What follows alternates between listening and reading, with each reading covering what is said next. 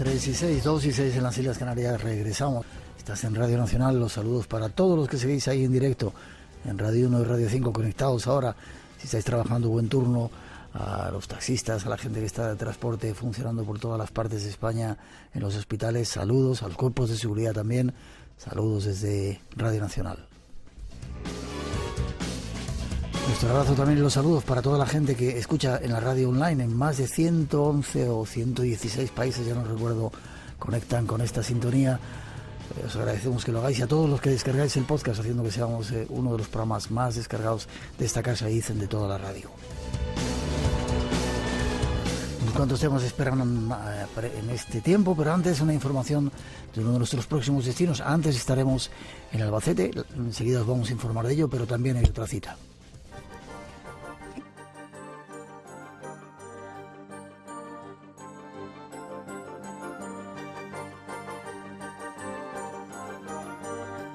Nos vamos hasta la costa tropical, en España, al sur de España, hasta Granada, para hablar de una nueva actividad en el mundo del misterio. Nos espera José Manuel Lou. Buenas noches, José Manuel, ¿cómo estás? Hola, buenas noches. Muy bien, gracias. ¿Y vosotros? Bien. Presidente de MASIP, ¿qué es eso? Cuéntame. MASIP es el diminutivo de Misterio al Sur, investigación paranormal. Y somos un grupo pues, bueno, que nos dedicamos un poco a investigaciones en tema paranormal y a difundir el mundo del misterio. ¿Misterio al Sur? Misterio al Sur. Investigación paranormal, qué curioso. Lleváis muchos años, porque no es el primer congreso que organizáis, ¿verdad? No, este se hace el quinto. Es el quinto congreso, pero llevamos, como grupo de investigación, llevamos 8 años. Vale, ¿dónde estáis concretamente? ¿En Motril? En Motril, sí. Vale. Y ahora, el quinto, ¿cuándo se va a celebrar ese congreso? Pues empezamos el día miércoles 18 de octubre. Sí.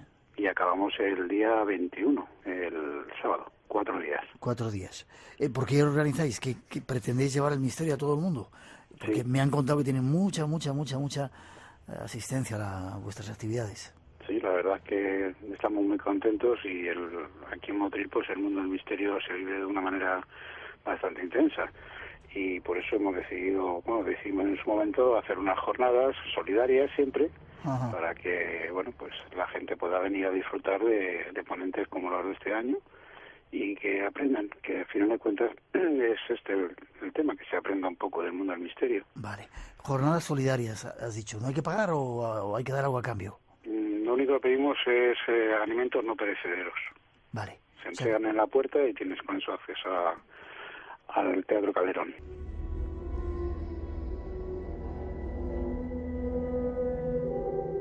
Del 18 de octubre ya enseguidita hasta el 21 de octubre en Motril, ¿verdad?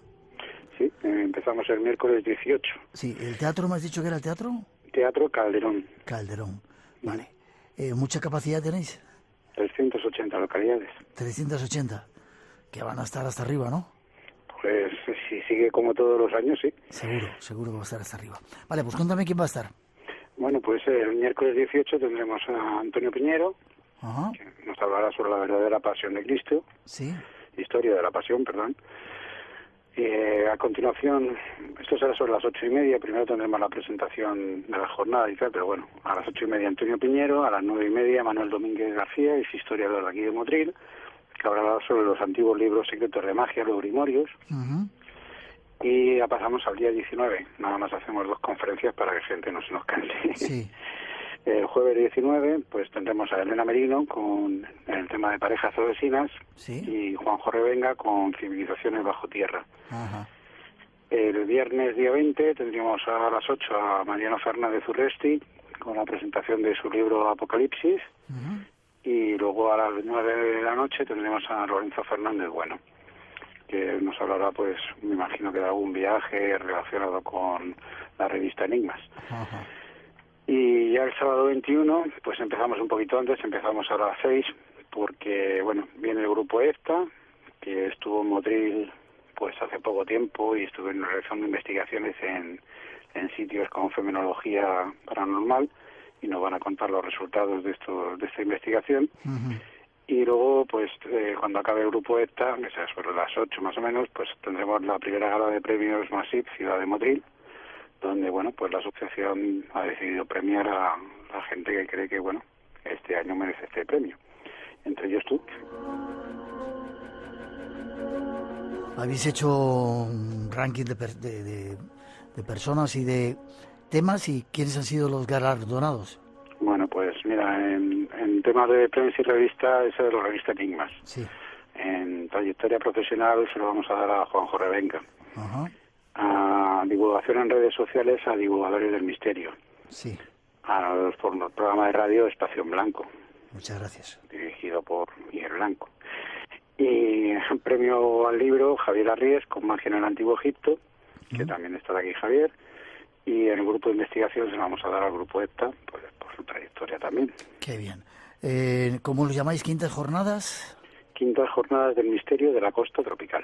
Quintas jornadas del misterio de la costa tropical, del 18 de octubre al 21 de octubre en el Teatro Calderón. Hay que llevar comida no perecedera. Y ahora te saludo y me das una página web. Muy bien.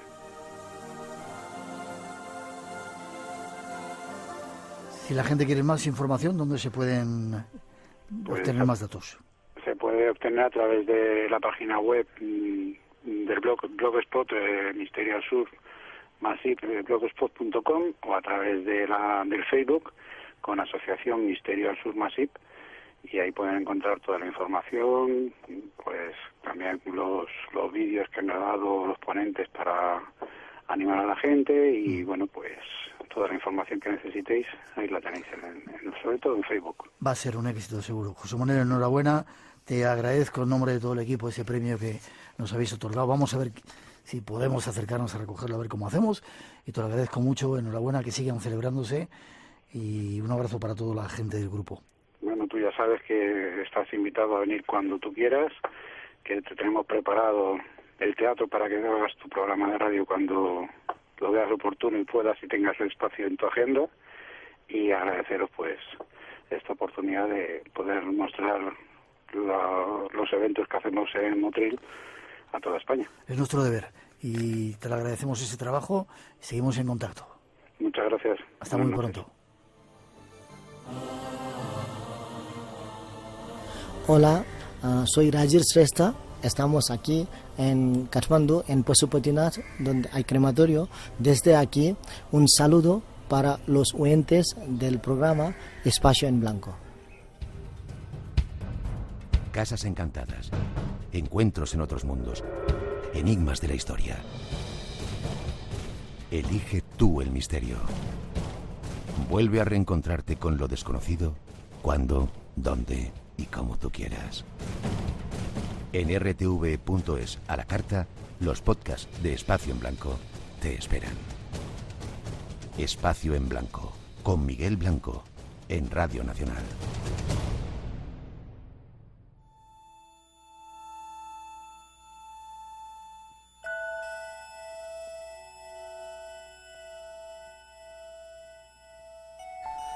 Tres y cuarto, 2:15 en las Islas Canarias, dando las gracias a esa asociación Masip por ese premio que nos van a otorgar dentro de poquito.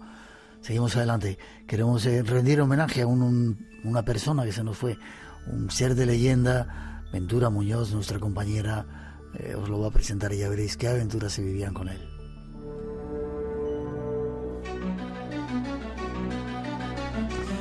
No hace mucho recibimos la noticia de que se nos iba otro de esos personajes importantes en el mundo de los ovnis, sobre todo en el mundo de los contactados. Su nombre lo vamos a descubrir enseguida. Lourdes Gómez, nuestra compañera, ha sido una de las personas que ha estado últimamente con él. Buenas noches, Lourdes, ¿cómo estás?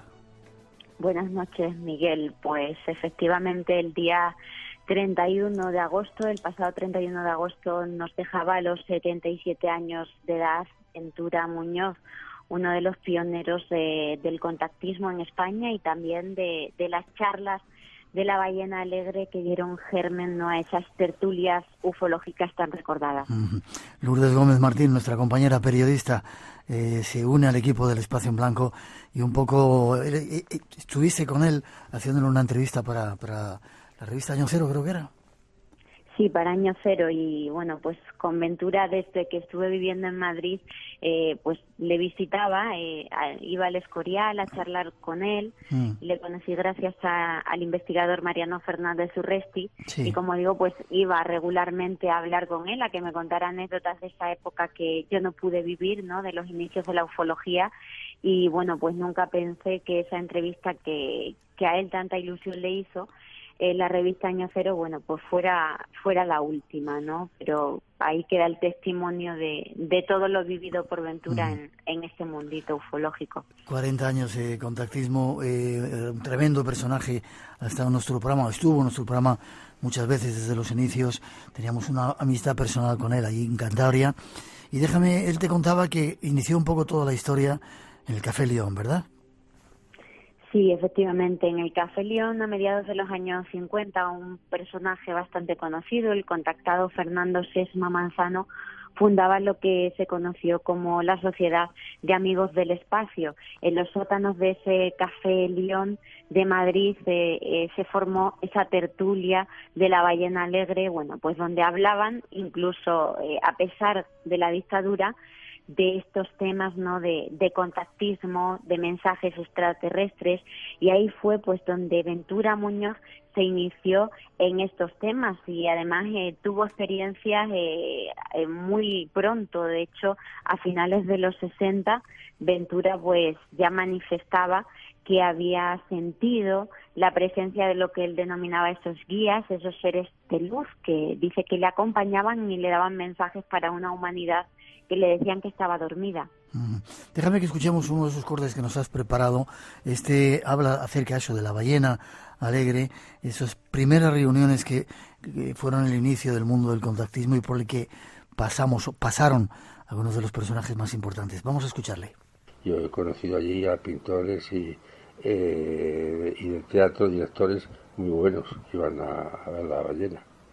Iban.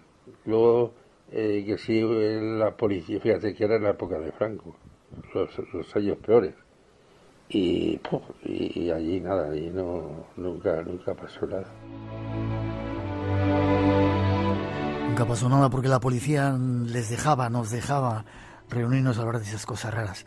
Ventura Muñoz, cántabro, anticuario, ganadero, piloto de carreras, era un tipo muy, muy peculiar, ¿verdad? Salió incluso en películas, como veo aquí en tu artículo, como corredor en películas Solo los dos de Marisol y Sebastián Palomo Linares, casi nada. Sí, yo creo que las grandes pasiones de Ventura era el mundo del motor, ¿no? Coches, motos y, por supuesto, el mundo de los ovnis. Como apasionado de estos casos, pero también como contactado, como digo, ya desde esos inicios de la Ballena Alegre, a finales de los 60, Ventura ya tuvo experiencia. La primera, él contaba que fue cerca de la casa de Lucía Bosé, otro punto en el que también tenían estas tertulias tocantes a temas de misterio. Él sintió que su coche de repente se quedaba sin energía, se paró en seco y luego lo habló con Fernando Sesma, que era muy raro porque de repente había vuelto a funcionar sin que él hiciera nada, y le dijo Fernando Sesma: has tenido la primera experiencia, ahora tienes que seguir. Y Ventura dice, bueno, pues que siguió con ese camino de la confianza, ¿no?, del corazón en estas cuestiones, y efectivamente comenzó a recibir mensajes. Él decía que eran mensajes de manera telepática, otras veces eran visiones, y también yo pude contemplar los cuadernos que Ventura tiene en su casa, porque también recibía mensajes a través de la técnica de la escritura automática.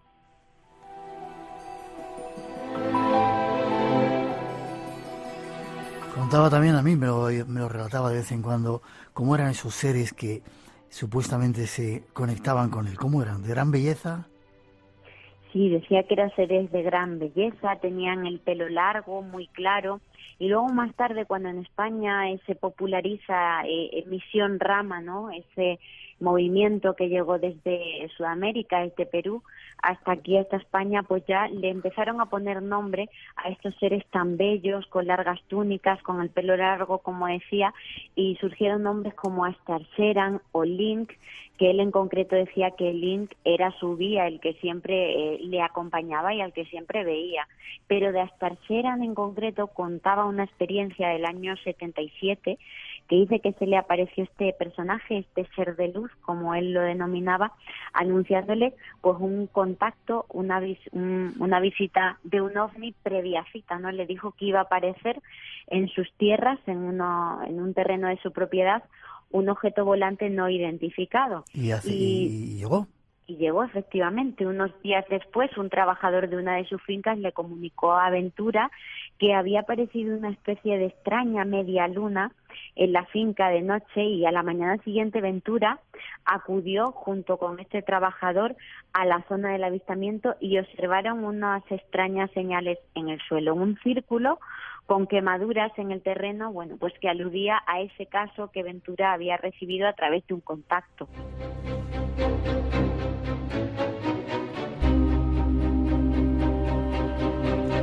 Muchas más historias. Yo recuerdo cuando nos reuníamos y nos contaba experiencias, yo le decía, ¿estás loco, tío? ¿O qué te está pasando? ¿Te dio alguna prueba o...? No sé cómo preguntártelo. Pues de eso que contaba.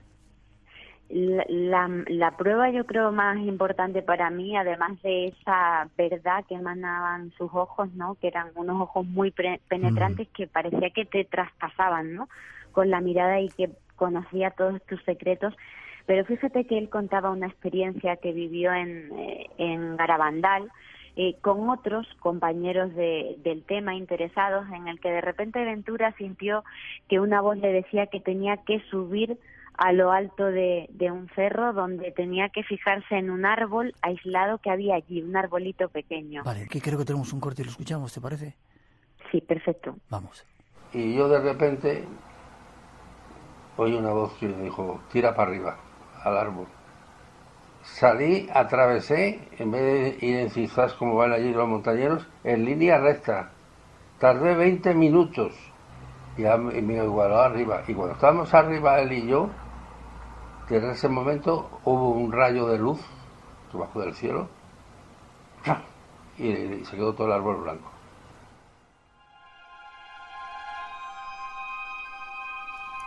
Y esto lo vieron algunos testigos que estaban con él, ¿verdad?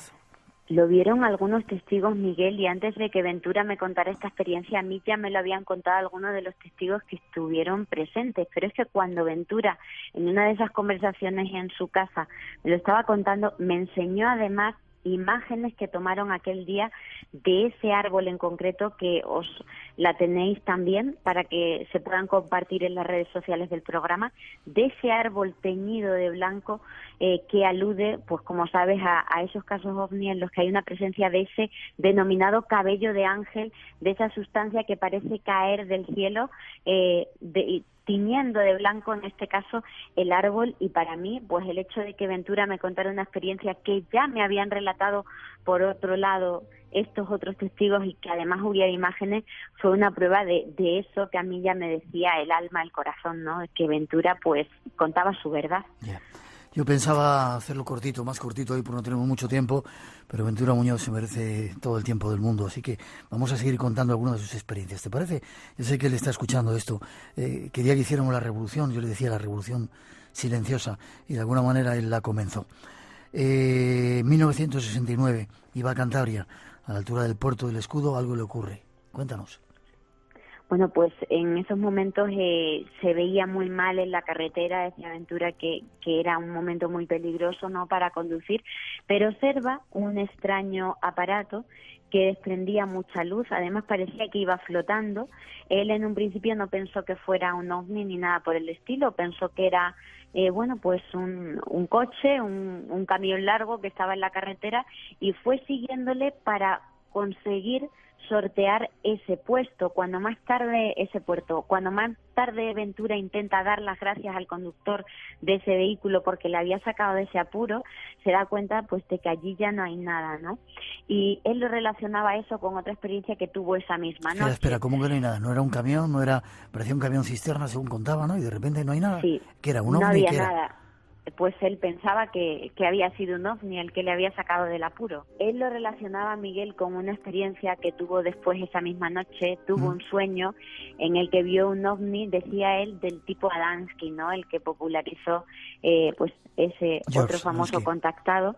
Efectivamente, pues él ve ese ovni, ese tipo de ovni clásico, y sueña pues que unos seres, algunos con ese aspecto de guías con los que él solía hablar, de cabello largo y gran belleza, pero también veía en ese sueño a otros seres con de menor estatura, pero que también estaban allí presentes en el sueño. Él, pues eso, sueña o vive, porque él no sabía muy bien lo que fue, que accede a esa nave, y cuando van a hacerle una serie de pruebas, siente que alguien les dice a esos seres que no hace falta que le hagan nada porque Ventura es de los suyos. En esos momentos, tiempo después, él despierta y se da cuenta que tiene un extraño corte en la frente. Pues dice que lo sorprendente fue cuando él cuenta toda esta experiencia en La ballena alegre, ¿no? Y Fernando Sesma dijo que aquel corte en la frente era una prueba de que el sueño pues que había tenido era real, ¿no? Pues una anécdota que nos retrotrae desde luego a esos momentos que se vivían en La ballena alegre, al tipo de conversación que tenían. Espacio en Blanco, en Radio Nacional, con Miguel Blanco. Y con Lourdes Gómez esta noche, nuestra compañera que nos está contando algunas de las experiencias con Ventura Muñoz. No voy a pedirte nada, solo vengo a darte. Link. Es una de las cosas que nos había contado alguna vez. No sé si nos quieren narrar. Estos seres parece que estaban con él también, estaban dentro de él. Sí, Ventura decía que él había tenido un accidente cuando era pequeño, parece ser que había estado bastante malito, y él no lo recuerda muy bien, pero cuando surge el contacto con estos seres le dicen que de alguna manera aquella enfermedad que él pasó de pequeño supuso un antes y un después en su vida. Fue el momento en el que empezaron a contactar con él o a introducirse dentro de él estos seres. Eso es lo que Ventura contaba, añadiendo también que el mensaje que él recibía, pues que era un mensaje de amor y de cambio de la humanidad, ¿no? Que es normalmente pues lo que suele ir asociado al contactismo. Y además hay que decir que Ventura Muñoz no sentía que estos contactos fueran ajenos también a la fe que él profesaba, porque Ventura era una persona muy religiosa. También le gustaba de acudir a los lugares donde se habían dado apariciones marianas, tenía mucha fe en la figura de la Virgen, en Cristos como el de Serradilla, aquí en Extremadura, y él lo veía todo como parte de un mismo plan, no lo veía como pues cosas distintas. Nosotros a lo mejor pensamos que el fenómeno extraterrestre es una cosa, la religión es otra. Para Ventura formaba parte de un todo. Casi para terminar, entre las muchas cosas que vivió Ventura Muñoz fue algo muy trágico durante 2 ocasiones. Sus hijos se fueron antes que él, ¿verdad? Pues sí, esto fue lo más doloroso en la vida de Ventura, el fallecimiento de 2 de sus hijos. Tanto es así que tuvo momentos en los que él me confesaba que sintió que quería terminar con su vida. Y en uno de esos momentos, precisamente, estos contactos le salvaron, Miguel. Cuéntame cómo fue. Él quería irse, suicidarse, quitarse la vida, ¿no? Sí. Y llenó el tanque de gasolina, y llegó hasta un puerto y pensaba lanzarse al vacío. Sí, pero en esos momentos pensó en su hijo, dice que sintió paz y además pidió a esos seres de luz que le acompañaran, pues que le dieran una comunicación, que si su hijo estaba con ellos, que le hicieran una señal. Y dice que en esos momentos Link, que es el guía del que él siempre habla, que estaba a su lado, le dijo que tenía que desplazarse hasta un monte cercano y que allí tenía que tomar una fotografía. Entonces Ventura hizo lo que le ordenaban, tomó una fotografía y dice que en ese momento él sintió la voz de su hijo que le animaba a que sacara esa fotografía. En la fotografía lo curioso es que en un extremo también tenemos la imagen y la podemos compartir en las redes sociales del programa, Miguel.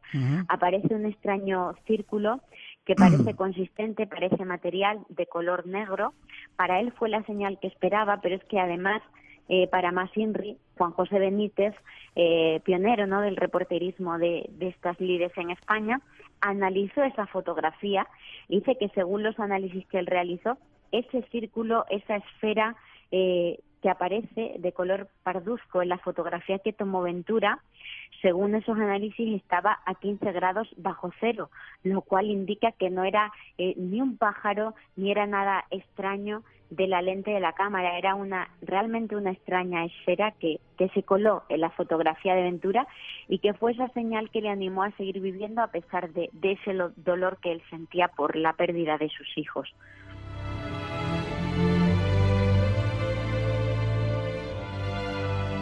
Ventura Muñoz, un personaje lleno de historias apasionantes, de fenómenos extraños, muchas veces con pruebas. El mensaje que le daban a estos seres, ¿cuál era? Pues era un mensaje de paz, de amor al prójimo y hacia la humanidad, y eso era lo que predicaba, porque podría llamarse también profeta, ¿no?, de los ovnis, Ventura, que además lo que siempre repetía él: soy de los únicos, de los pocos que les ha sido fiel. Ventura les ha sido fiel hasta el final a estos temas, así que Miguel, yo te agradezco muchísimo que me hayas permitido entrar en el espacio en blanco para homenajear a Ventura, cosa que de verdad te agradezco mucho.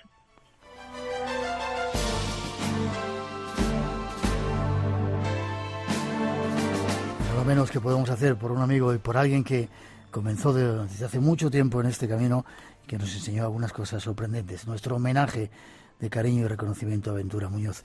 Y nuestro cariño y abrazo para ti, Lourdes Gómez Martín, nuestra compañera en el Espacio en Blanco. ¿Forma de contacto?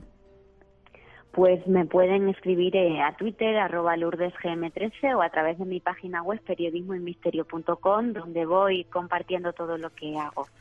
Perfecto. Pues ahí está, el homenaje para ese cántabro, Ventura, allá donde estés, seguro que estás mucho más cerca de esos seres de luz con los que te comunicabas. Fuerte abrazo, te veo prontito, Lourdes. Muchas gracias, Miguel. De verdad estoy muy feliz por poder formar parte de esta gran familia del Espacio en Blanco y, bueno, pues espero de vez en cuando poder contaros, aportar cosas al programa, y de verdad es un honor y muchísimas gracias. El honor es nuestro y un placer. Un besito grande, te veo pronto. Gracias, hasta Adiós. pronto. Lo externalizan y los salarios es un 50% menos. Son contratos por 4 horas y el trabajo que les ponen pues es para realizar una jornada de 8. 10 minutos bien empleados. Desbloqueado el convenio de hostelería en Baleares. Subida salarial pactada 17% en 4 años. Están cobrando salarios de 800 euros cuando la media en el sector por esos mismos puestos de trabajo está en 1.200. 10 minutos bien empleados. Los lunes y domingos en Radio 5, Radio Nacional de España. Espacio en Blanco. El lugar donde habita el misterio. Con Miguel Blanco, en Radio Nacional de España. La leyenda continúa.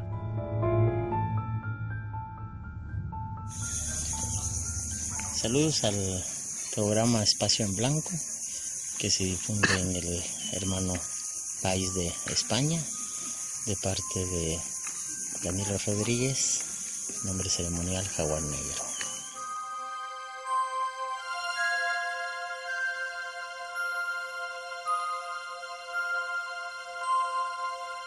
Tres y 34, 2 y 34 en las Islas Canarias, seguimos en directo, y después de ese homenaje que hacíamos junto a Lourdes Gómez, nuestra compañera, nueva compañera en el Espacio en Blanco, nos vamos a los cielos.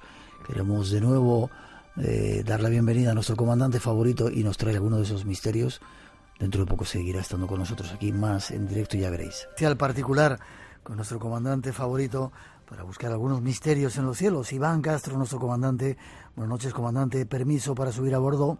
Buenas noches, Miguel. Pues autorizado, como siempre, para subir a bordo. Bienvenido. Un placer estar de nuevo juntos, con nuevos misterios. Este de hoy que está leyendo me apasiona. 2 de julio de 1937, ¿comienza la historia? Exactamente. Hoy vamos a hablar de uno de los misterios, quizá, pues más famosos del Océano Pacífico o de esa zona, sobre todo después de que cobrara pues tanta fama la desaparición del Malaysian Airlines, ¿no? Pero muchísimos años antes ya hemos vivido otro capítulo que nos dejó para la posteridad uno de los mayores enigmas aéreos de la historia de la aviación.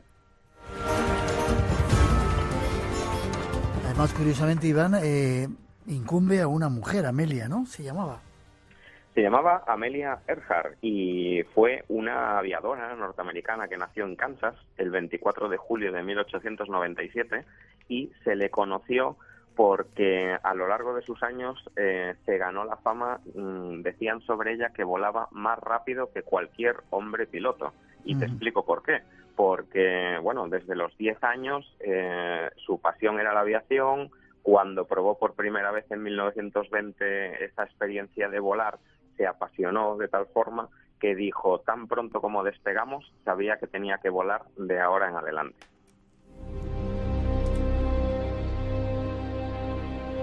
Ahí comenzó la carrera de este personaje, Amelia Earhart. Así es. ¿Qué ocurrió? ¿Qué fue? ¿Cómo fue adelantándose? Supongo que tendría que sacarse, ¿cómo lo llamáis, carnet? La licencia de vuelo, ¿no? La licencia de vuelo, exactamente. Fue un comienzo un poco, pues, ambiguo, porque incluso su instructora de vuelo, pues, no daba, como quien dice, un duro por ella, ¿no? La instruyó, se hizo piloto, etcétera, y en el año 1922 consiguió su primer récord y desde ese momento no dejó de coleccionar récords, porque fue la mujer en volar a más altitud por primera vez. Alcanzó 4.600 metros con un avión. En 1928, la primera mujer en viajar a través del Océano Atlántico como pasajera. En 1931 dio un paso importante en su vida porque se casó con John Palmer Putnam, que fue un explorador muy famoso que luego le ayudó mucho en todas sus aventuras, y en 1932 logró cruzar en solitario el Océano Atlántico. Uno de sus mayores récords en su carrera aeronáutica fue el récord de velocidad que consiguió uniendo Estados Unidos con Irlanda en 13 horas 50 minutos.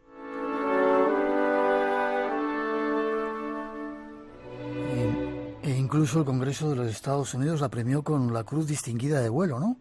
Así es, la premió con la Cruz Distinguida de Vuelo y en 1935 cubrió en solitario una ruta entre Hawái, entre Honolulu y California, sobre aguas del Pacífico, y ya en ese momento Amelia Earhart era la aviadora más famosa del mundo entero, con lo cual... Sí.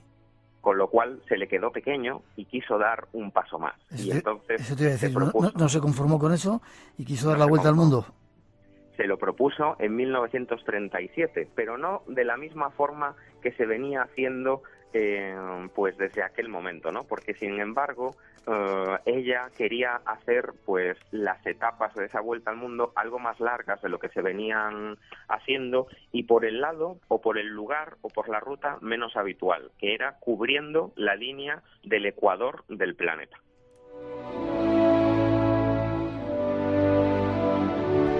Vaya personaje esta Amelia, ¿eh? Amelia era muy lista y muy inteligente, se rodeó de los mejores para esta aventura, contrató como navegante a un capitán del ejército de los Estados Unidos que se llamaba Fred Nonan, era uno de los mayores expertos en navegación a través del Océano Pacífico y otros océanos, y el 1 de junio de 1937 comienza esa andadura a bordo pues de uno de los aviones más famosos del mundo entero hasta nuestros días, que era el Lockheed Electra de Amelia Earhart, ¿no? El avión tan conocido gracias a su aventura.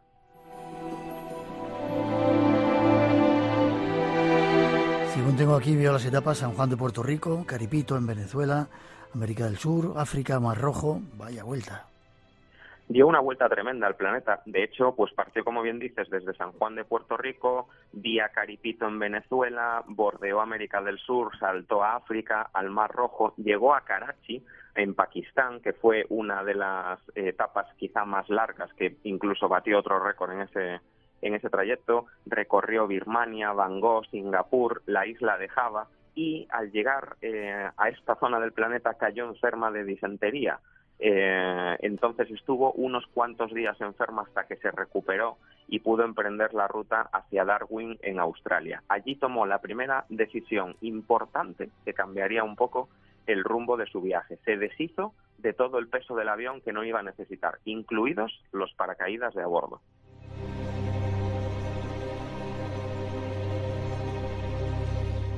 ¿Y qué pasó después? Llegaron el 29 de junio a Papúa Nueva Guinea, habían volado hasta el momento 35.400 kilómetros, le quedaban nada más y nada menos que 11.000 kilómetros todavía, y estuvieron unos días allí atrapados por el mal tiempo. No podían esperar más y el 2 de julio de 1937, a las 12 de la noche, despegaron con una meteorología bastante mala, llovía, había tormenta, mucha nubosidad, muy mal tiempo, ¿no? Y se dirigieron hacia la isla de Howland, en Australia. Habían despegado con aproximadamente una autonomía de 21 horas de vuelo, más o menos. Sin embargo, algo extraño ocurrió, ¿no? De repente, a partir de este momento, solo iba a poder estar en contacto con una serie de personas. Esa serie de personas estaban a bordo de un buque guardacostas que se llamaba el Itasca, un buque americano militar, y era el que seguiría la ruta de Amelia hasta, más o menos por esta zona del planeta y tener cobertura de su viaje. Cuando empezó a notificar las posiciones, le notificaron la posición, recibieron, digamos, una posición de ella 232 kilómetros al suroeste de las islas Nukumanu, en el Océano Pacífico. Habían pasado 7 horas y 20 de viaje, pero se empezaron a dar cuenta en el barco que quizá no coincidía la posición real de Amelia con la que ella misma estaba dando. Quizá podría haber estado empezando a perderse.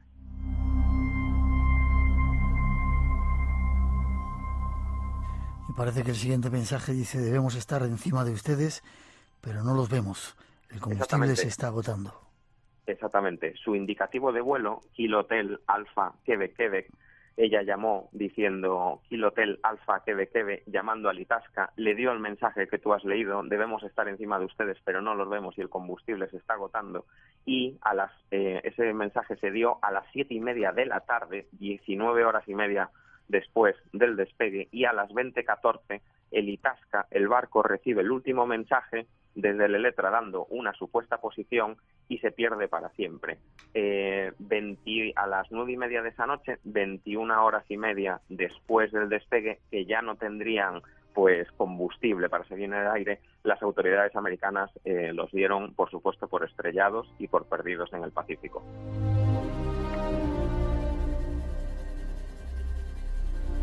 No habían conseguido llegar a la isla y se autorizó un operativo de 9 barcos y 66 aviones en total. Así es, lo autorizó el propio presidente Roosevelt, que mandó 9 barcos, 66 aviones, costó $4 millones de los antiguos dólares, que era muchísimo más dinero que ahora. Uh-huh. Y bueno, incluso en una de las últimas cartas de Amelia a su marido, que le escribió literalmente, os digo: por favor, debes saber que soy consciente de los peligros, quiero hacerlo porque lo deseo. Las mujeres deben intentar hacer cosas como lo han hecho los hombres. Cuando ellos fallaron, sus intentos deben ser un reto para otros. Amelia ya avisaba o presagiaba un poco de ese posible pues mal final que podría tener su aventura si no llegaban a buen puerto.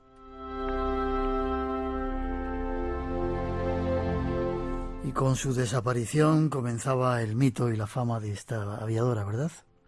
Efectivamente, 80 años duró aproximadamente pues ese enigma de dónde acabaría realmente Amelia Earhart con su navegante y su avión, y así comenzó el mito y la fama que se hizo pues prácticamente eterna en nuestros días, ¿no? 80 años después de aquel 1937 pues seguía el misterio, pero de repente, pues como de la nada, surgen nuevas pruebas. No era de la nada precisamente, sino que se han encontrado pruebas físicas de un posible final para Amelia Earhart. ¿Nos lo cuentas? Por supuesto. En esto está implicado un grupo que se llama TIGAR, que son sus siglas en inglés, el Grupo Internacional para la Recuperación de Aviones Históricos. Se dedica a la arqueología aeronáutica y a buscar aviones desaparecidos, y encontraron unas pruebas que se habían hallado 3 años después de su desaparición, en 1940. Aquellas pruebas pues se analizaron, etcétera, aparecieron en la isla Nikumaroro, que se llama hoy en día Isla Gardner, en el archipiélago de Kiribati, en el Océano Pacífico, y hallaron unos huesos humanos. Se analizaron por parte de los científicos británicos, etcétera, y se dedujo que eran los huesos de un hombre. Simplemente se guardaron en una caja y se perdieron para siempre. Pues para siempre no, se perdieron hasta nuestros días, prácticamente hace muy pocos años, porque el TIGAR recuperó esos huesos, los volvió a someter a análisis, y esta vez los resultados, con la tecnología tan moderna forense que existe hoy en día, descubrieron precisamente totalmente lo contrario. ¿Qué descubrieron? Pues descubrieron precisamente que los huesos eran totalmente compatibles con el cuerpo de una mujer de la estatura de Amelia Earhart. Un antropólogo francés muy reconocido, Richard Hahn, pues fue el que realizó esas pruebas y esos hallazgos. Dedujo que tenía unos antebrazos muy largos, que era una característica muy concreta física de Amelia, y se hallaron incluso más indicios donde se encontraron esos huesos en la isla, porque había en esos archivos había un trozo de material de una cazadora, de una chaqueta de aviador de la época, había botones y una cremallera de esa chaqueta, un zapato muy similar al que llevaba Amelia aquel 2 de julio de 1937 cuando se perdió, y había alguna cantidad de restos más en la isla que pudieron comprobar. Sin embargo, en esa isla Nikumaroro no había agua potable, con lo cual hacía difícil la supervivencia si había estado allí, ¿verdad? Si Amelia y su navegante, o Amelia o su navegante, habían conseguido sobrevivir al impacto en el agua, pues en una zona superficial cerca de la isla, etcétera, y fueron nadando hacia la isla como náufragos, estarían condenados, porque no había agua potable, no podrían haber sobrevivido ahí. Pero se llegaron a descubrir en esa isla unos restos de hogueras con huesos de aves, restos de espinas de pescados que podrían haberlos alimentado durante un tiempo, podrían haber permanecido viviendo, pero en condiciones, francamente bastante lamentables, ¿no? Todo esto lo recogió el TIGAR en un informe, lo recogió el TIGAR en una expedición, en esos archivos secretos, no secretos, sino perdidos, que se habían dejado, pues en el cajón de algún almacén, etcétera, y comprobaron que realmente al menos una mujer había sobrevivido como náufrago hasta que pereció en esa isla. Sin embargo, ya casi terminando, parece que hay otra historia más conspiranoica. Hay una historia, una hipótesis que quizá está basada en algo más de conspiración, y es que Amelia Earhart, quizá al no divisar la isla Howland, se desvió tanto que puso rumbo a las Islas Marshall, que en aquel momento estaban tomadas por los japoneses en la Segunda Guerra Mundial, y habrían podido aterrizar allí, pero habrían sido capturados. Además, habrían sido acusados de espionaje e incluso ejecutados por ese delito. Hay otra versión que dice que después de una serie de negociaciones entre los Estados Unidos y el Imperio de Japón, pues se liberaron a cambio de presos, etcétera, y quizá la parte más conspiranoica es que incluso podrían haber regresado su navegante y ella a los Estados Unidos con identidad falsa para no causar un conflicto diplomático.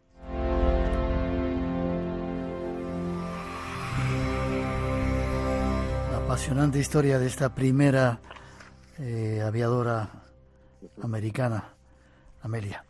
No sé si tienes algo más que decirnos. Lo más importante que se encontró en la isla es lo que prueba todo lo que te estoy diciendo, Miguel. Se encontró una parte de aluminio del avión de Amelia, del avión Electra, que trae su número de serie, que además os lo digo, trae marcado 22 Víctor 1, 22V1, y es una pieza que se puso como parche al fuselaje del avión de Amelia en un pequeño arreglo de un incidente que tuvo cuando estaba probando el avión antes de esta aventura. Se comprobó que es un trozo del avión de Amelia que está en esa isla, se recogió, y entonces es la prueba definitiva por la que Amelia, pues precisamente habría fallecido en aquella isla, seguramente.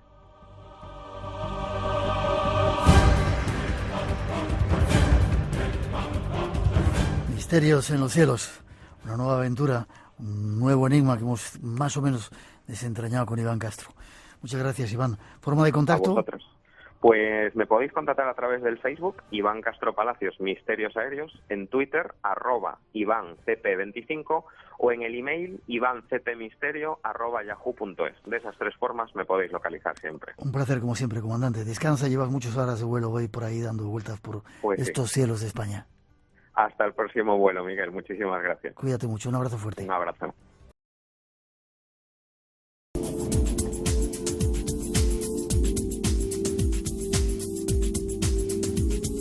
Ahora queremos invitaros a ir al teatro. Nos espera uno de los actores más especiales de nuestro país.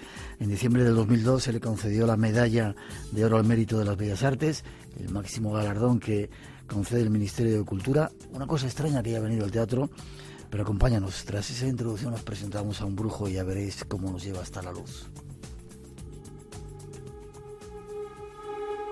Alguien que me quería mucho me dijo: haces siempre de Rotito, que era una persona. Rotito en México se dice a los pordioseros, los mendigos, los excluidos, los muertos de hambre, ¿no? Personajes perdedores, etcétera, ¿no? ¿Por qué será? Bueno, porque esos personajes yo mentiría si dijera no, porque me gustan, porque elijo la contraparte del héroe, el antihéroe, porque me gusta ver el otro lado. Mentira, los hago porque no tengo más cojones, porque ellos me han elegido a mí. Juanito, ven, mira. Mira, ven aquí. Mira, chico, tiene agua este pozo. Un pozo sin brocal, rapaz. Luz.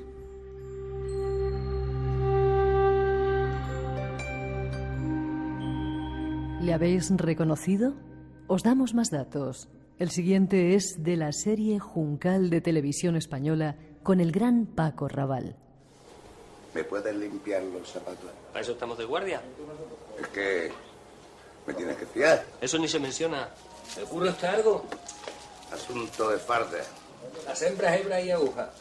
Esos eran otros tiempos. ¿Tú sabes que voy a escribir mis memorias? Eso sí que es una buena noticia. Tú sales. ¿Yo? Tú, Búfalo, tú. Maestro, no sé cómo... Anda. ¿Cómo puedo...? Cuéntame lo del puerto de Santa María, Búfalo. Pues eso se lo he contado ya 40 pares de veces, hombre. Para refrescar la memoria. Bueno, pues... Yo tenía 7 añitos cuando me llevó mi padre a ver los toros por primera vez al puerto de Santa María. Y toreaba un torero muy grande. José Álvarez, un K.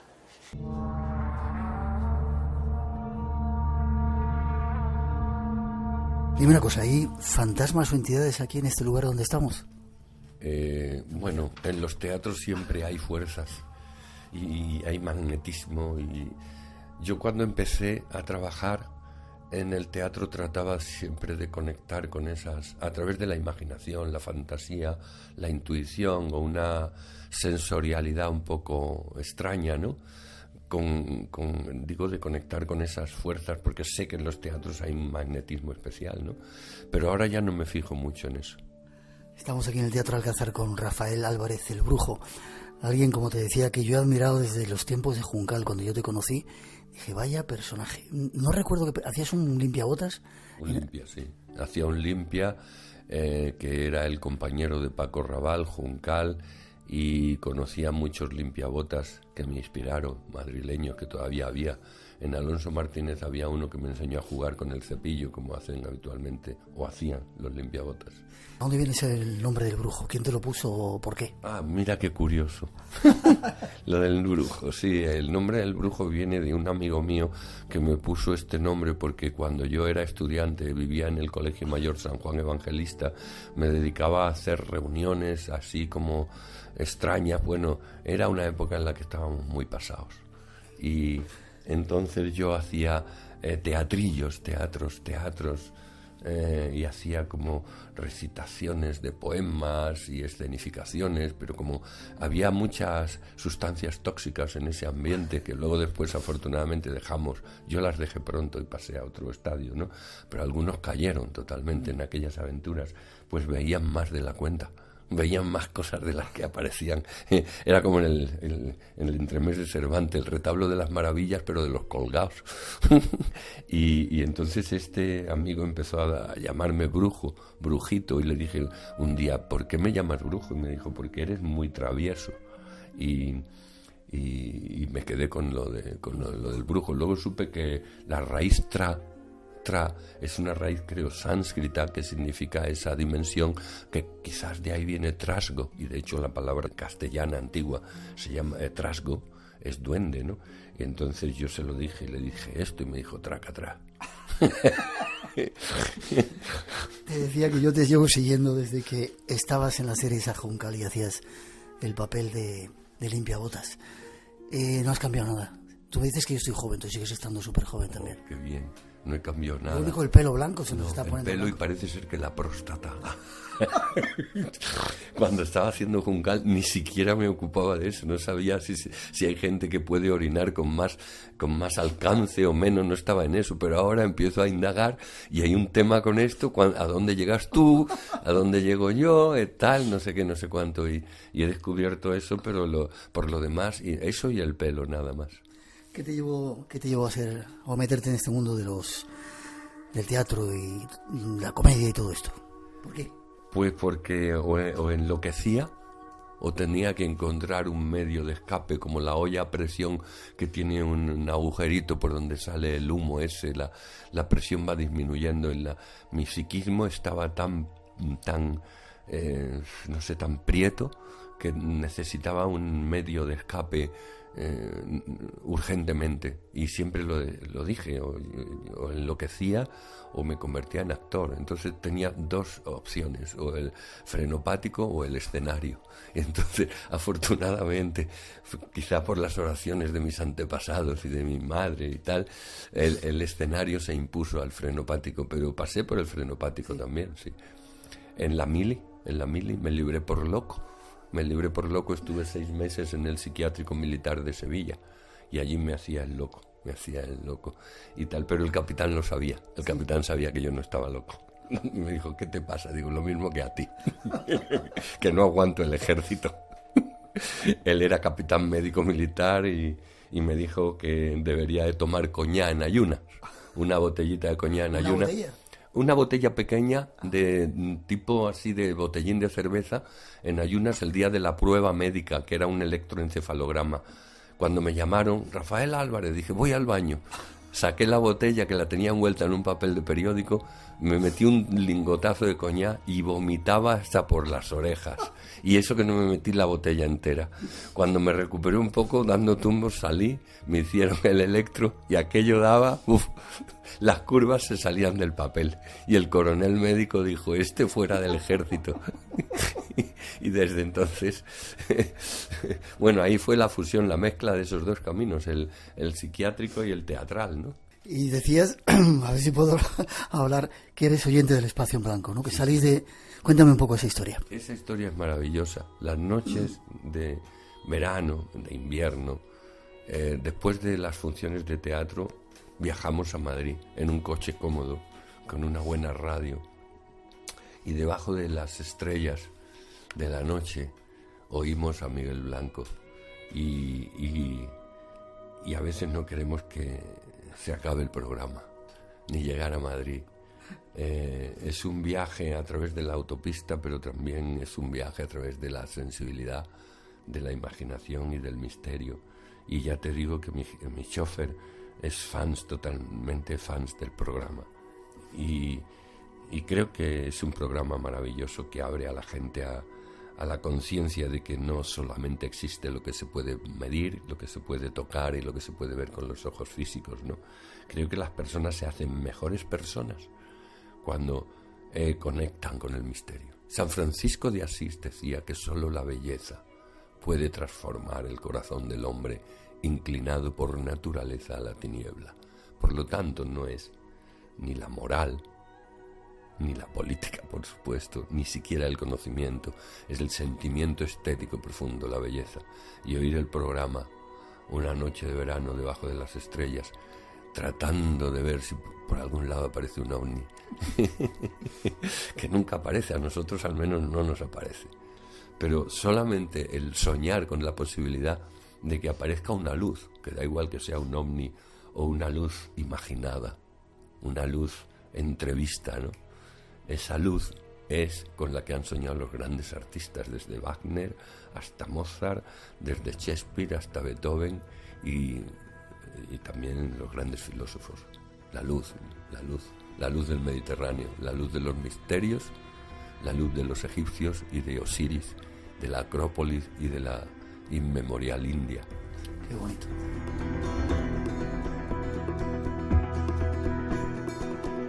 Dime una cosa, los actores traéis mensajes sagrados para la gente que estamos dormidos. Bueno, tú no estás muy dormido. Por lo menos a esas horas de la noche. No sé si... A otras sí, mucho, ¿verdad? A otras, ¿verdad? Nosotros, la gente, el teatro siempre ha sido originalmente el teatro nace de los misterios griegos, de las celebraciones rituales en honor del dios Dioniso, que era un dios que permitía romper con la rutina, ¿no? Era un dios que simbolizaba pues lo que ahora podría ser el carnaval y un poco la necesidad de estar muy preocupado por hacer las cosas de una manera correcta y tal. Hay un momento en el que tiene que surgir otra despreocupación, un sentido de fiesta y una expansión distinta, y todo eso lo representaba Dioniso. Y el teatro está ligado a esa fuerza y a ese dios y a la transmisión de esa luz del conocimiento desde el origen de la tragedia griega. Lo que pasa es que el teatro se ha pervertido mucho hasta llegar al Rey León. Lo digo un poco de broma porque yo adoro el Rey León, pero siempre le doy caña porque mis hijos quieren ir. Sí, todavía no han ido y yo les digo estas cosas y se ríen y me dicen, eso es porque ellos meten más público que tú, papá, y les tienes envidia. Y algo de eso hay, ¿no? Pero bueno, sí, ahora hablando un poco más en serio, el teatro siempre ha estado conectado con el misterio. En el 2002 te dan la medalla de oro al mérito de las bellas artes.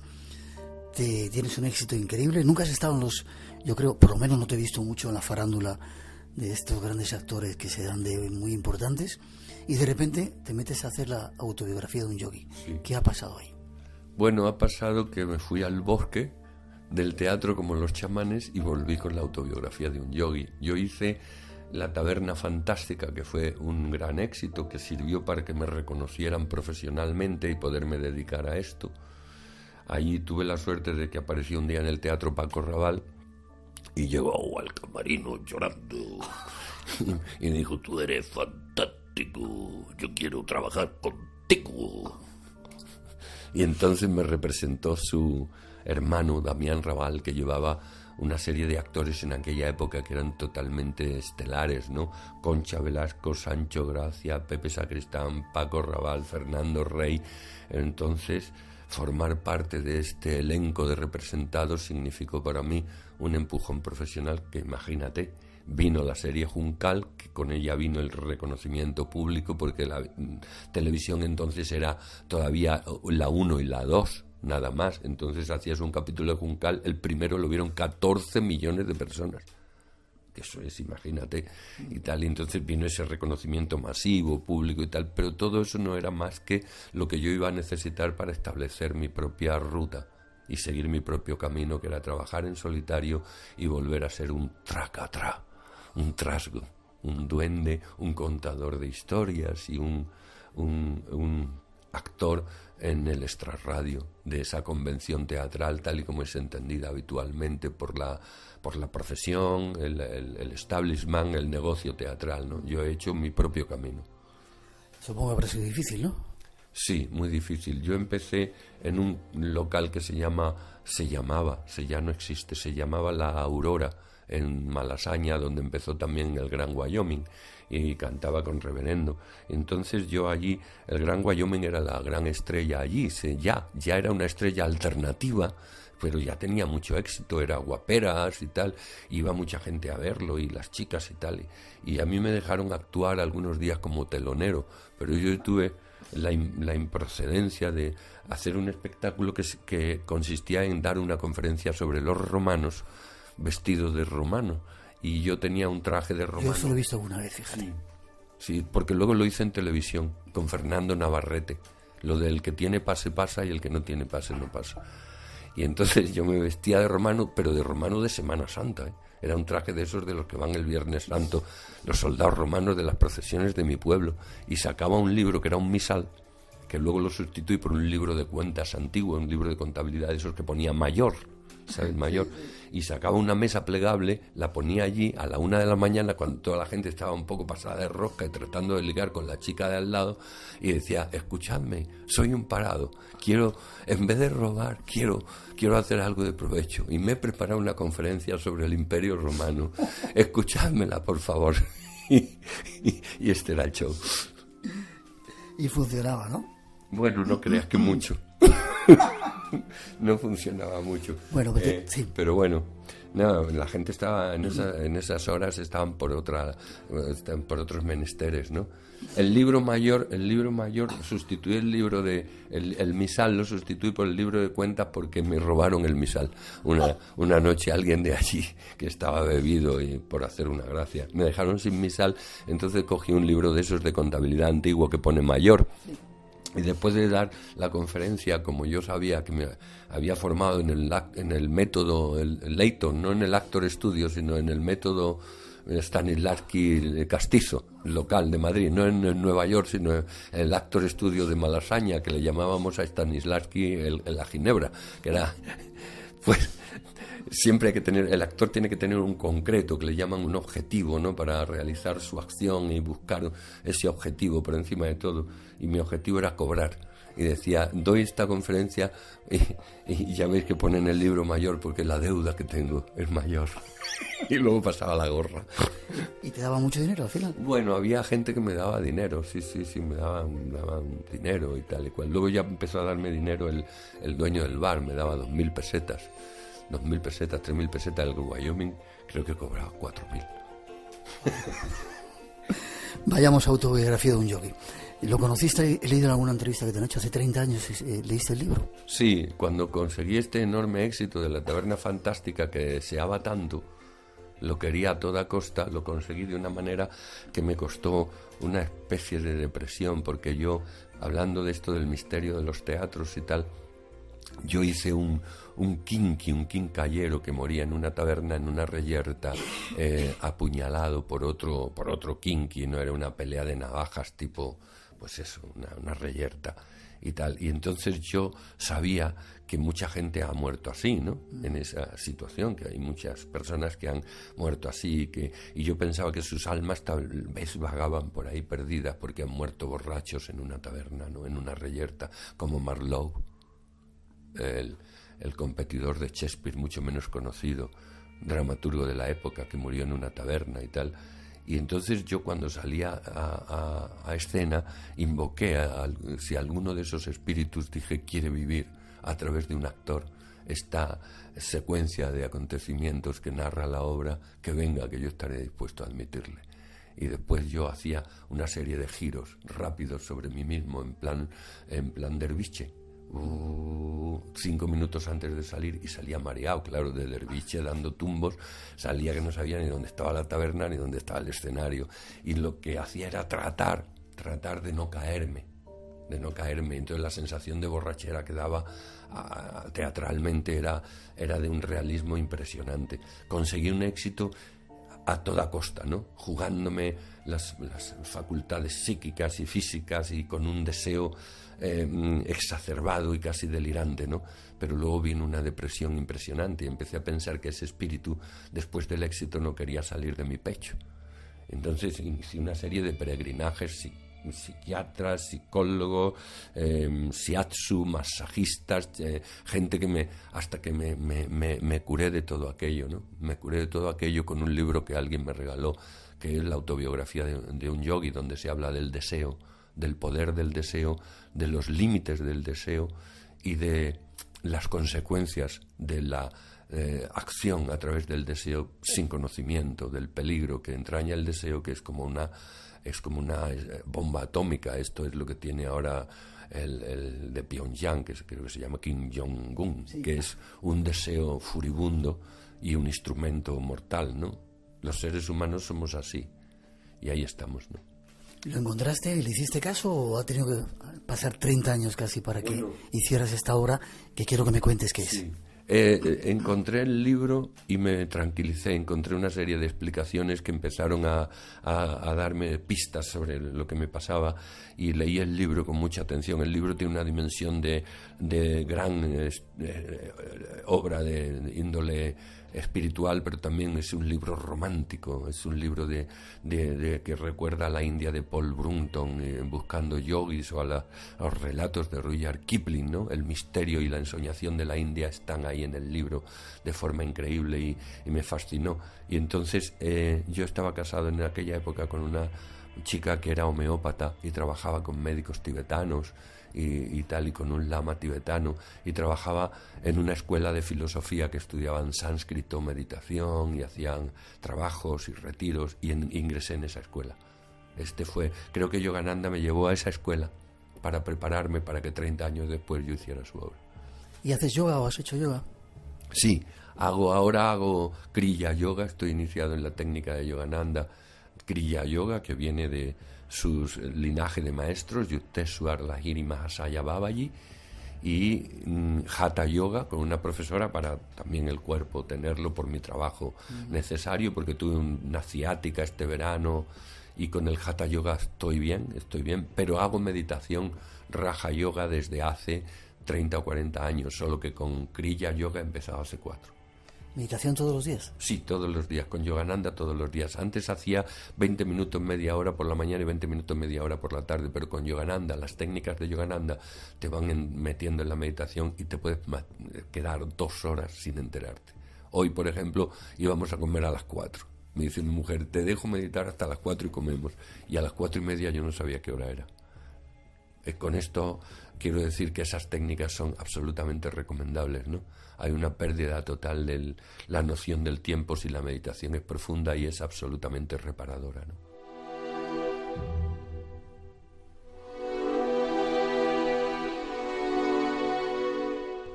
¿Has estado en la India, supongo? Sí, he estado, pero solo una vez. He estado tres semanas. Estuve en Khajuraho, estuve en Benares, estuve estuve en Delhi, pero no conozco Calcuta. Quiero ir a Calcuta.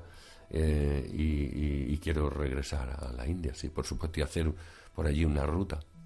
En alguna entrevista he escuchado que a través de la meditación uno se siente en contacto con Dios. ¿Has llegado a sentir eso? Sí, pero siempre me pregunto, ¿es esto Dios? Pues si es esto Dios, quiero más Dios, porque este no es Dios del todo. Explícamelo, por favor. Esto es muy interesante. Cuando entras en contacto con un estado de conciencia donde experimentas gozo, paz profunda, el maestro querido Yogananda dice que experimentas a Dios. Pero cuando yo, al menos en mi nivel, entro en esos estados de gozo y de paz, quizá no es un gozo todavía tan profundo y una paz tan desbordante como para que no me haga preguntas acerca de lo que experimento. Todavía hay momentos en los que yo experimento esa cumbre, ¿no? Brevemente, como un destello fugaz, y caigo como una especie de ave herida después. Como dijo el santo, ¿no? ¿Dónde te escondiste, amado? Y me dejaste con gemido. Como el ciervo huiste, habiéndome herido. Salí tras ti clamando, y eras ido. ¿Por qué, pues, si has llegado a que este corazón no le sanaste? Y si me le has robado, ¿por qué así me dejaste y no tomas el robo que robaste? Esto es lo que, bueno, no digo toda la tirada de versos, porque estoy meditando, pero esto es lo que pienso. Y para mí son verdaderamente, no sé, son muy claras las palabras de Yogananda al respecto, ¿no? El propio maestro de Yogananda, Yukteswar, cuando Yogananda adquiere la conciencia del Samadhi, que es un estado ya profundo de conciencia cósmica, que tiene un capítulo además que se llama una experiencia de conciencia cósmica.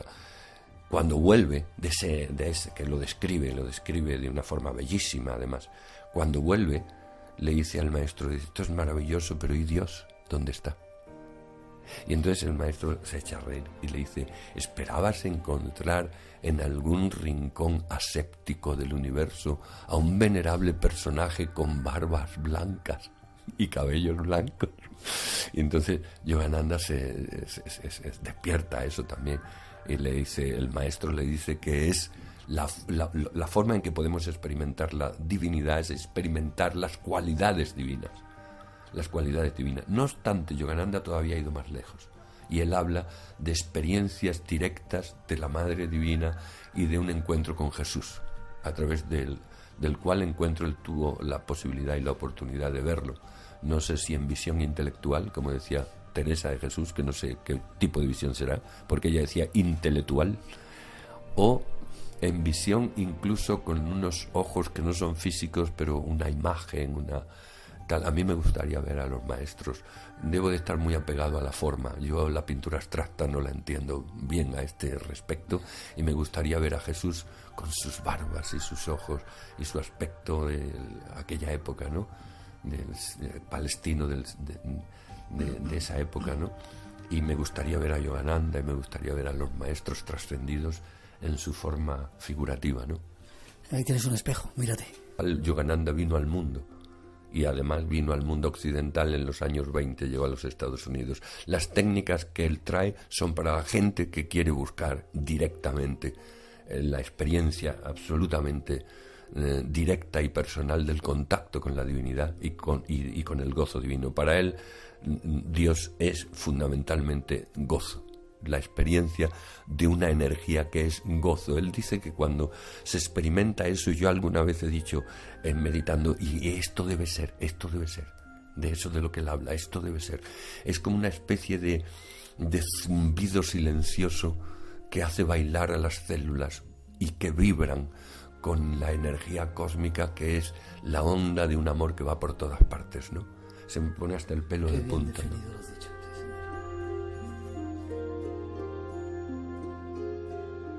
¿Y tú crees que el yoga puede ser el instrumento, ese yoga que trae Paramahansa Yogananda, el instrumento para tratar de salir de la crisis en la que está la sociedad actual? Y ahora hablamos un poco de eso, que sé que... Sí. Él habla de... Babaji es conocedor de las complejidades enormes de la vida en la civilización occidental, de los desequilibrios que se han generado porque toda esta enseñanza y estas técnicas del Kriya Yoga, que está muy ligado a la respiración y a la circulación de las energías por la médula espinal y a la activación de los centros, que además tienen una incidencia muy importante, todas estas técnicas de respiración, sobre las células cerebrales y por lo tanto sobre la salud, evidentemente, ¿no? Él sobre la salud habla mucho, la curación, la autocuración, ¿no? Pero sobre todo es que estas técnicas vienen al mundo, estaban escondidas en las grutas del Himalaya.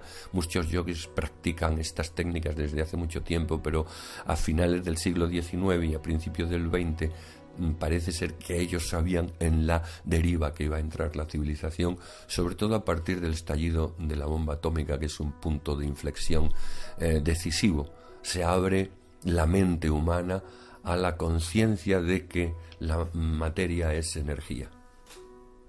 Y esto ya es una puerta a otras dimensiones, tiene una cantidad de implicaciones no solo en el nivel de la ciencia, sino en el nivel de el psiquismo, la psicología, y más que vendrá. Estamos solamente empezando en esa era del Dwapara Yuga, que es porque Yogananda habla de que Yukteswar corrigió algunas de las predicciones de los antiguos rishis con respecto a los yugas. No estaríamos entonces, con arreglo a las predicciones de Yukteswar, entrando en el Kali Yuga o saliendo del Kali Yuga, sino ya en el Dwapara Yuga. El Kali Yuga hubiera terminado, según esta predicción de Yukteswar, alrededor del año de 1700, cuando la Revolución Francesa, la máquina de vapor, las revoluciones industriales, empieza la era de la energía. Y es un momento en el que los seres humanos empiezan a descubrir que la materia es energía. Después vendrá que la energía es mente, y después vendrá que la mente está gobernada en última instancia por el espíritu. Pero ya muchos físicos, como tú sabes, Eddington y todos estos grandes físicos decían: el universo más que una máquina es un pensamiento. Y ellos sabían, los yogis sabían todo esto. No sé si lo de Pyongyang, Kim Jong-un, pero ellos sabían la que podía armarse, porque el creciente desarrollo de la tecnología iba a traer una cantidad de descompensaciones. Siempre hay un paso hacia adelante, trae siempre una serie de consecuencias que son pasos hacia atrás, y ya llega un momento en que no sabemos cuándo vamos hacia adelante y cuándo vamos hacia atrás. Por eso el independentismo catalán no sabemos si es progresista o regresivo, y yo permanezco totalmente ajeno a esa película. Vale. De repente, dejemos eso de lado, de repente te metes a hacer la obra. ¿Qué te lleva a hacerlo? ¿Te cogen de los pelos y te dice Paramahansa Yogananda, habla de mí? ¿O qué te lleva a hacer una obra tan extraña en el teatro para el público general? Pues mira, me lleva una cosa, que es que me salieron unos granos en las axilas tremendos, sí. Era un momento en el que yo estaba sufriendo un estrés impresionante, porque con la crisis hubo un momento, yo tengo una pequeña empresa que son 4 o 5 trabajadores y tengo una serie de obligaciones económicas y un nivel de vida bastante bueno, ¿no? Entonces sabes que el apego funciona, y cuando viene el zarandeo de la crisis, yo no sabía qué iba a pasar, porque nosotros trabajamos para los ayuntamientos, el 90% de los ayuntamientos. Entonces entré en una situación de estrés tremendo, ¿no? Empezaron a salirme una especie de forúnculos en las axilas, de estrés evidentemente, pero una vez mi secretaria, que me quiere mucho, me dijo, a ver si va a ser un linfoma, un cáncer, hazte una biopsia. Y yo, se me pusieron los pelos como escarpias, no me la llegué a hacer, pero tuve mucho terror, ¿no? Mucho terror. Y entonces estaba leyendo a Yogananda, iba a venir uno de los swamis, varios swamis, a hacer unas iniciaciones en Kriya Yoga, y le prometí a Yogananda que si me salvaba le haría su obra. Quizá Yogananda sonrió y dijo, pero bueno, él ya sabe que soy un idiota en ese sentido, y diría, pobre chico, bueno, vamos a ayudarle, por lo menos que salga de este atolladero, ¿no? Y yo hice esta obra con el mismo espíritu infantil que cuando tenía 15 o 14 años le decía a Jesús y a la Virgen que si sacaba 5 en matemáticas rezaría el rosario el viernes. ¿Y lo has hecho? Y lo he hecho, el rosario ya lo dejé por el Kriya Yoga, pero el rosario todavía lo he rezado muchas veces en momentos de crisis cuando era mayor, porque las letanías son como una especie de cascada de imágenes luminosas, cuando es Stella Matutina, Virgo Virginis y tal, eso me sedaba, ¿no? Me parecía bellísimo, ¿no? Y el tema de que hice la obra, dije, si he hecho obras sobre San Juan de la Cruz, sobre San Francisco de Asís, si he hecho el Evangelio de San Juan, sobre Teresa de Ávila, ahora con el centenario, solo me queda entrar en el misticismo oriental, en los Vedas y en este maravilloso libro de Yogananda, que es además tan amado por mí. Estás en el teatro con mucho éxito, me han dicho. ¿Qué opina la gente cuando sale? ¿Qué cuenta? ¿Cómo los ves? La gente sale anonadada, alucinada, sí, porque suelen venir gentes que vienen a reírse y se ríen mucho porque yo cuento la vida de Yogananda, pero no renuncio a que la gente se parta el pecho de risa y tal. Y vienen mucha gente, sí, se lo pasan muy bien. Pero, por ejemplo, ayer la función duró 2 horas y media. ¿Tú la alargas como quieres? Sí, 2 horas y media. Tengo un músico que toca el sitar hindú, maravilloso, ¿no? Las luces son muy bonitas y tal, y la gente entra en esa atmósfera, pero la obra exige un esfuerzo por parte del público, 2 horas y media, y cuando terminó la obra ya no era la relación entre un público y un actor, que el actor saluda y se va, se habían roto de alguna forma las barreras, las fronteras eran difusas y la gente subía a abrazarme al escenario y yo abrazaba a la gente, y un señor me dijo, gracias por haber hecho esta obra, porque yo viví algo muy especial con Yogananda, porque mi mujer murió en el 2005 de un cáncer y unos años antes hubo un proceso que vivimos y el maestro nos visitó, y yo no quise preguntarle si les visitó o les visitó metafóricamente, pero en cualquier caso me quedé con lo de que el maestro les visitó y me abrazaba el hombre. Y luego vino una mujer extremadamente delgada y me dijo que quería una foto conmigo porque se operaba mañana de cáncer y que le daba muy poco tiempo de vida y que quería una foto conmigo, que me adoraba, que había visto muchas obras mías, y me miró a los ojos y me dijo, no sé si te volveré a ver. Y yo le dije, bajo la responsabilidad mía, casi como si hablara Yogananda, nos volveremos a ver.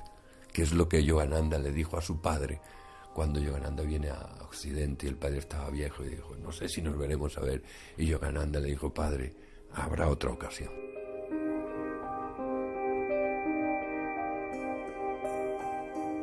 Casi terminando, nos estás embrujando con tu palabra, con tu forma de ser. ¿Qué hay detrás del muro? ¿Has encontrado, ya sabes lo que hay detrás del muro? ¿Ese del que te he oído hablar alguna vez? Sí, la famosa pregunta que existe más allá de la oscuridad de los ojos cerrados. Hay luz, hay luz. Es la conciencia, la sospecha, casi ya la certeza de que la luz está detrás del muro, ¿no? Detrás del muro hay luz, pero hay que resistir al final del túnel. Pero hay que resistir, hay que resistir. Hay que pasarlo mal aguantando, esperando. Es como cuando piensas que no va a llegar el tren, que estás esperando en un andén un tren que tiene retraso y no llega. Hay un momento para la desesperación y para tirar la toalla. Ese es el momento más oscuro, ¿no? Si aguantas ahí, en algunos momentos claves de mi vida, a lo largo de los años que ya he vivido, siempre la luz ha venido cuando ha habido un aguantar en esos momentos difíciles. Siempre viene un renacimiento, una renovación profunda. Sí, sí. Para terminar, este tiempo en el que estamos viviendo es un tiempo crítico. Hablas de un presidente de Estados Unidos y de otro que hay por ahí en otros sitios. ¿Hay alguna solución? ¿El yoga puede ser el camino? Evidentemente toda revolución empieza por ti mismo. Fíjate que el gran escritor y hombre de acción política Jorge Semprún, que fue ministro con Felipe González, era un marxista convencido y a los 80 años murió con bastante edad, no sé si con 80 y tantos años. Yo le oí decir en una entrevista algo maravilloso.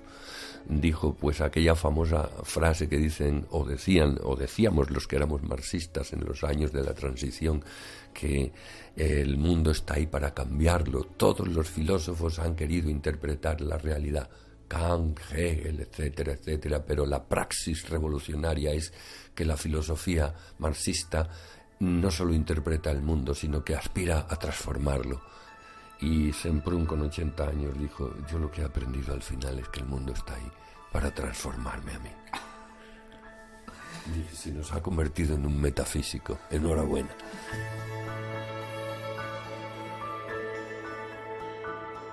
Teatro Alcázar, ese es un poco el lugar, la cita para venir a verte. ¿Vas a estar en Madrid? Autobiografía de un yogi. ¿Vas a ir por otros lugares en España? Por toda España, si Dios quiere, de gira cuando salga de aquí. Sí, sí. Vale, ¿y alguna forma de contacto? Tienes un blog, me parece, sí, ¿no? Tengo un blog, tengo una web, está todo por ahí. No sé si es brujo.on o .com o no lo sé. Me lo lleva gente que trabaja para mí en este sentido. Hay una persona que me lleva el blog y la web y una chica de producción y tal. Y yo me dedico a estas cosas mías, nada más. Espacio en Blanco. El lugar donde habita el misterio. Con Miguel Blanco, en Radio Nacional de España. La leyenda continúa. Hola, un saludo desde Jerusalén para los oyentes de Espacio en Blanco. Mi nombre, Moy Fleischmann.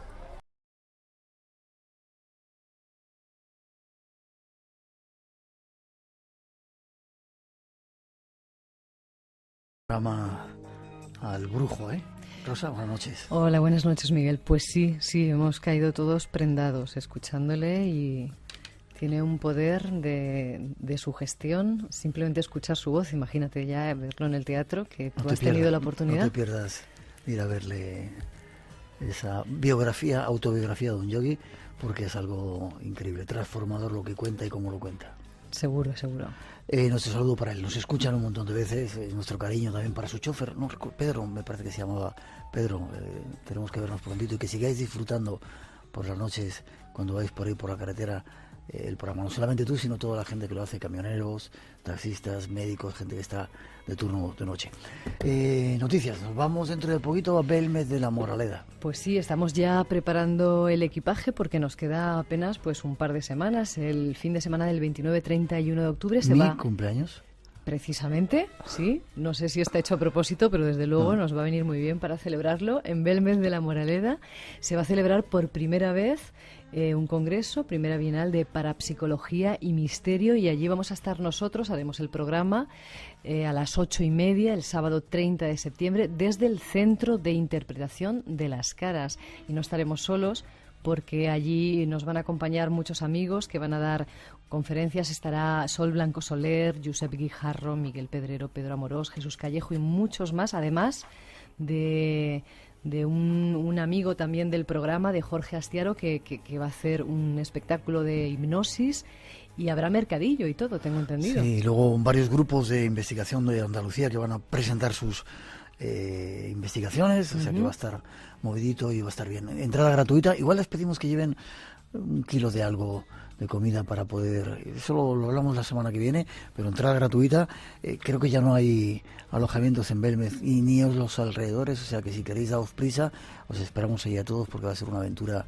Volver a la Casa de las Caras y a Belmez va a estar muy bien. Muchas ganas de volver, sí, desde luego a Belmez. ¿Ganadores?